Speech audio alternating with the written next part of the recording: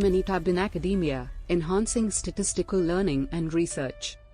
One tool that has become indispensable in this endeavor is Minitab, a powerful statistical software that offers a wide range of analytical tools for data exploration, hypothesis testing, and data visualization.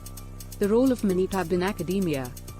Minitab serves as an essential educational tool in universities and colleges worldwide, providing students and faculty members with the means to conduct in-depth data analysis and statistical modeling. Benefits of using Minitab in academia. Enhanced data interpretation. Minitab allows users to easily manipulate data and perform complex statistical analyses, enabling them to interpret results accurately and draw meaningful conclusions from their research.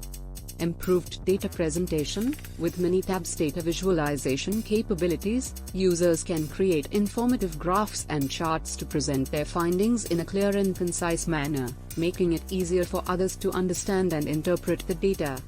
Facilitating student projects. Minitab provides students with a valuable tool for conducting research projects, allowing them to design experiments, analyze data, and present their findings effectively.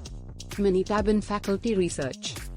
By using Minitab to analyze data, faculty members can conduct rigorous research studies, explore new research methods, and make groundbreaking discoveries in their respective fields of study.